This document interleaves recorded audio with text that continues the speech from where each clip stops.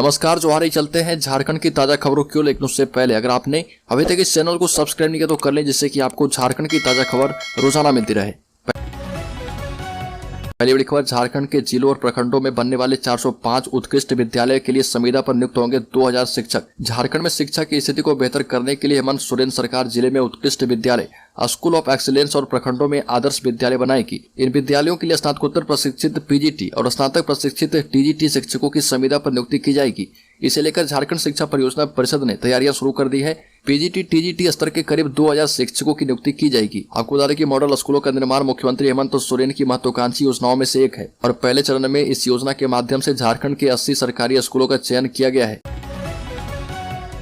रामगढ़ उपचुनाव में कांग्रेस का होगा प्रत्याशी। 9 फरवरी से पार्टी करेगी हाथ जोड़ो यात्रा। झारखंड कांग्रेस प्रभारी अविनाश पांडे 3 दिवसीय दौरे पर हैं और रामगढ़ में पार्टी के प्रदेश पॉलिटिकल अफेयर्स कमेटी की बैठक में वो शामिल हुए, जिसमें पार्टी की आगामी रणनीति पर चर्चा की गई। इस दौरान संगठन मजबूती समेत 9 एजेंडों पर विचार किया गया। कांग्रेस भारत जोड़ो यात्रा की तर्ज पर झारखंड में 9 फरवरी से हाथ जोड़ो यात्रा की शुरुआत प्रदेश में करेगी। लगभग 6 घंटे तक झारखंड प्रदेश कांग्रेस पॉलिटिकल अफेयर कमेटी की बैठक चली और इस दौरान कई निर्णय किए गए। कांग्रेस ने निर्णय किया कि रामगढ़ उपचुनाव में कांग्रेस का ही प्रत्याशी उतारेंगे और उसके लिए जोर शोर से प्रचार भी शुरू कर दिया गया है। राज्य में नियोजन नीति से हटेगी 10वीं और 12वीं की बाध्यता। स्थानीय रीति रिवाज, भाषा एवं परिवेश का विज्ञान अब नहीं होगा अनिवार्य। हेमंत सोरेन की सरकार अपनी ही बनाई नियोजन नीति में एक बार फिर से बदलाव करेगी। झारखंड हाईकोर्ट से नियोजन नीति रद्द होने के बाद हेमंत सरकार ने निर्णय किया है युवाओं को रोजगार देने के उद्देश्य से राज्य सरकार नियोजन नीति में जरूरी बदलाव करेगी। बदलाव को लेकर बैठक बुलाई गई है। बदलाव में 10वीं 12वीं की अनिवार्यता समाप्त होगी। अभ्यर्थी को स्थानीय रीति रिवाज, भाषा एवं परिवेश का ज्ञान होने की अनिवार्यता बाध्यता को भी खत्म कर दिया जाएगा। शिबू सोरेन के जन्मदिन पर झारखंड के पत्रकारों को हेमंत सोरेन की सौगात। आपको बता दें कि देशोम गुरु शिबू सोरेन के जन्मदिन पर झारखंड के मुख्यमंत्री हेमंत सोरेन ने राज्य के पत्रकारों को स्वास्थ्य बीमा योजना की सौगात दी है। इस योजना के अंतर्गत बीमा की राशि बीमा धारक मीडिया प्रतिनिधि का व्यक्तिगत दुर्घटना बीमा की राशि 5 लाख रुपए की होगी। यह बीमा योजना 1 वर्ष के लिए मान्य होगा और साथ ही इसमें प्रति वर्ष नवीनीकरण का प्रावधान होगा। इसके लिए 25 जनवरी तक झारखंड के पत्रकारों को आवेदन करना होगा। यादव महासभा 21 को मुख्यालय में देगा धरना। भारतवर्षीय प्रदेश यादव महासभा झारखंड का कार्य समिति की बैठक दिगंबर जैन भवन रांची में आयोजित की गई और इस महासभा ने निर्णय किया कि अही रेजिमेंट की मांग एवं जातिगत जनगणना को झारखंड में कराने की मांग को लेकर राज्य के सभी मुख्यालय पर 21 जनवरी को धरना दिया जाएगा। कार्यक्रम की शुरुआत भगवान कृष्ण की पूजन के बाद होगी। बैठक में समाज के लोगों की कल्याण के विषय पर चर्चा की गई। विधायक ढुलू महतो को जेल में जान का है खतरा। रची जा रही हत्या की साजिश। बीजेपी विधायक ढुलू महतो को जेल में जान का खतरा है। जेल के भीतर उनकी हत्या की साजिश रची जा रही है। बागमारा विधायक ढुलू महतो को जेल में जान का खतरा है। सरकार और पुलिस कोई भी साजिश रच सकती है। धनबाद परिसदन में बागमारा विधायक की धर्मपत्नी सावित्री देवी ने मीडिया से बातचीत के दौरान ये बातें कही। उच्च न्यायालय से भी उन्होंने मीडिया के माध्यम से फरियाद लगाई है। मीडिया से बातचीत के दौरान उन्होंने कहा कि राज्य सरकार एवं जिला प्रशासन और धनबाद पुलिस पर उन्हें भरोसा नहीं है। उनके पति को जेल में जान का खतरा है। झारखंड के साहिबगंज में 1000 करोड़ से अधिक मनी लॉन्ड्रिंग की जांच कर रही ईडी की टीम ने दाऊ यादव की तलाश की है, लेकिन दाऊ यादव तो मामले में फरार है। इस पर ईडी ने उनके परिवार के सदस्यों को आरोपी बनाते हुए कोर्ट में वारंट के लिए आवेदन दिया है। ईडी पंकज मिश्रा के करीबी दाऊ यादव के पिता और बेटे को गिरफ्तार कर सकती है। अवैध खनन मामले की तफ्तीश कर रही ईडी ने फरार चल रहे दाऊ यादव पर चौतरफा शिकंजा कसना शुरू कर दिया है। ईडी ने अब दाऊ यादव के परिवारों के सदस्यों को आरोपी बनाते हुए कार्रवाइयां शुरू कर दी है। ईडी ने दाऊ के पिता और बेटे को आरोपी बनाते हुए कोर्ट से वारंट की मांग की है। झारखंड प्राइवेट सेक्टर में 75% स्थानीय लोगों को मिलेगी नौकरी। राज्य के श्रम मंत्री सत्यानंद भोक्ता ने कहा कि प्राइवेट सेक्टर में 75% नौकरी स्थानीय को देने की नीति का अब सख्ती से पालन किया जाएगा। इस मौके पर कई युवक युवतियों को श्रम मंत्री ने नियुक्ति पत्र भी सौंपा। श्रम मंत्री ने कहा कि स्थानीय लोगों को निजी क्षेत्र में रोजगार उपलब्ध कराना सरकार की प्राथमिकता में से एक है। इसी के तहत सरकार ने निजी क्षेत्र के उद्यमों में स्थानीय लोगों के नियोजन अधिनियम 2021 एवं नियोजन रूलबुक 2022 का प्रावधान किया है। धनबाद जिला प्रशासन ने लोकसभा और विधानसभा चुनाव की तैयारियां शुरू कर दी है। इसके लिए जिला स्तर पर 16 नोडल अधिकारी बनाए गए। धनबाद जिले के वरीय अधिकारियों को अलग अलग जिम्मेदारी सौंपकर नोडल अधिकारी बनाया गया है। नाम के आधार की जगह पद के आधार पर जिम्मेदारी सौंपी गई है। इसका लाभ यह होगा कि किसी अधिकारी के स्थानांतरण होने के बाद भी कोई बदलाव नहीं करना होगा। चुनाव में अभी 2 वर्ष का समय है, लेकिन जिला प्रशासन ने तैयारियां शुरू कर दी है।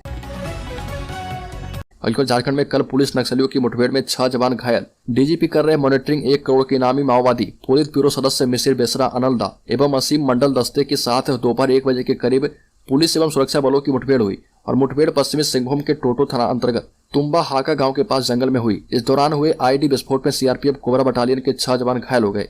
घायलों में constable Ajay Linda, constable Shahrukh Khan, constable Bharat Singh Rai, head constable Mukesh Kumar Singh, head constable Alok Das, head constable Birpal Singh Tomar शामिल हैं।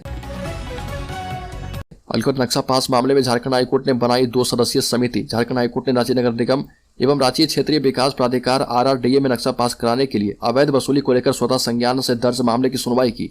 जस्टिस एस चंद्रशेखर एवं जस्टिस रत्नाकर भेंगरा की खंडपीठ ने मामले की सुनवाई के दौरान अधिवक्ताओं की 2 सदस्यीय समिति का गठन किया। इसमें अधिवक्ता डॉक्टर वंदना सिंह एवं अधिवक्ता PS पति को शामिल किया गया है, जो रांची नगर निगम एवं RRDA को नक्शा के मामले में लीगल एडवाइस देंगे। समेत शिखरजी विवाद में आदिवासी आंदोलन के कारण घटी जैन तीर्थयात्रियों की संख्या। 2 दिन में लौटे हैं 1,500 तीर्थयात्री। पारसनाथ पर दावेदारी को लेकर मधुबन में 10 जनवरी को हुए आदिवासी मूलवासी के महाजुटान आंदोलन के बाद जैन तीर्थयात्री वापस लौटने लगे हैं। 2 दिन में करीब 1,500 तीर्थयात्री पारसनाथ से लौट गए और इनमें ज्यादातर तीर्थयात्री जो है गुजरात, पश्चिम बंगाल, महाराष्ट्र और मध्य प्रदेश के शामिल थे। साथ ही पारसनाथ आने वाले जैन तीर्थयात्रियों की 8 संघों ने भी अपनी यात्रा रद्द कर दी है। अलखर बूढ़ा पहाड़ हुआ नक्सल मुक्त। उग्रवादियों ने कोल्हान जंगल को बना लिया है ठिकाना। छिपे हैं 7 इनामी नक्सली। सारंडा और पोड़ाहाट के जंगलों में सुरक्षा बलों के कैंप के बाद नक्सलियों ने कोल्हान जंगल को अपना सुरक्षित ठिकाना बना लिया है। कोल्हान जंगल में कई इनामी नक्सली सक्रिय हैं, जिनमें 1 करोड़ रुपए का इनामी पोलित ब्यूरो सदस्य मिसिर बेसरा भी शामिल है। आपको बता दें कि झारखंड में बीते 1 साल से नक्सलियों के खिलाफ लगातार अभियान चलाया जा रहा।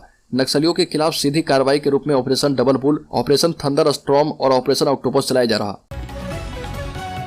अलीगढ़ झरिया अग्नि प्रभावित क्षेत्र के 70 डेंजर जोन से हटाए जाएंगे 12,000 परिवार। शिफ्टिंग के लिए 3 महीने का वक्त। झरिया अग्नि प्रभावित क्षेत्र के 595 साइट में से 70 क्षेत्र अति खतरनाक हैं और इसलिए इन क्षेत्रों में रहने वाले लोगों को सुरक्षित जगहों पर विस्थापित करने का निर्देश केंद्रीय कोयला सचिव अमृतलाल मीना और राज्य के मुख्य सचिव सुखदेव सिंह ने संबंधित विभाग के अधिकारियों को दिए हैं। दोनों अधिकारियों ने इसके लिए जिला प्रशासन और BCCL से जुड़े अधिकारियों को अगले 3 माह में पूरी प्रक्रिया को अंजाम देने को कहा है।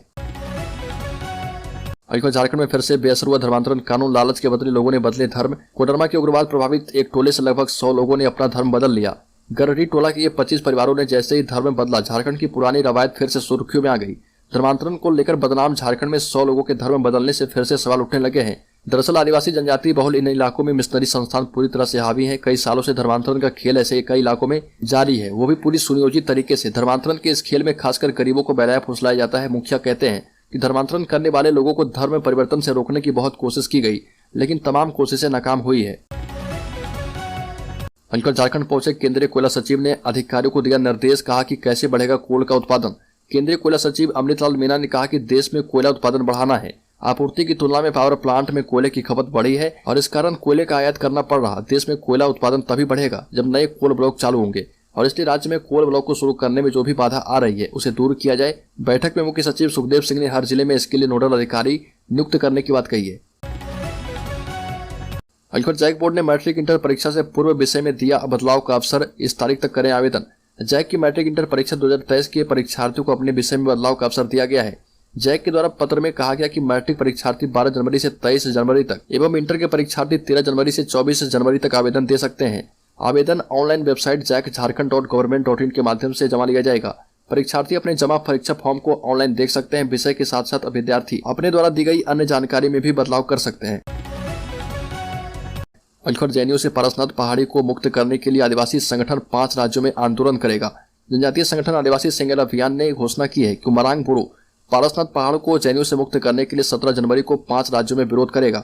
संगठन ने कहा कि झारखंड, पश्चिम बंगाल, असम, ओडिशा और बिहार के 50 जिलों में विरोध किया जाएगा और इस मुद्दे पर राष्ट्रपति द्रौपदी मुर्मू को एक ज्ञापन सौंपा जाएगा। भारतीय जनता पार्टी के पूर्व सांसद और SSA अध्यक्ष सालखर मुर्मू ने कहा कि पारसनाथ पहाड़ियां हम आदिवासियों के लिए मारंग बुरू या भगवान है, लेकिन जैनियों ने इन्हें हड़प लिया है। मारंग बुरू का संरक्षण आदिवासी समाज का संरक्षण है। अलीगढ़ झारखंड में 137 पारा शिक्षकों ने छोड़ी नौकरी। 13 पर दर्ज है क्रिमिनल केस।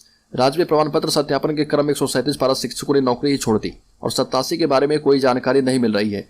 वहीं 13 पारा शिक्षकों पर आपराधिक मामले दर्ज हैं और यहाँ बताते चले कि राज्य की 61,000 पारा शिक्षकों में से 53,051 पारा शिक्षक के प्रमाण पत्र का सत्यापन हो चुका है। वहीं 8,154 शिक्षकों के प्रमाण पत्र का सत्यापन नहीं हो पाया। जिलों के द्वारा जमा रिपोर्ट के मुताबिक राज्य भर में 395 ऐसे पारा शिक्षक हैं जिन पर अलग अलग कारणों से कार्रवाई की गई है।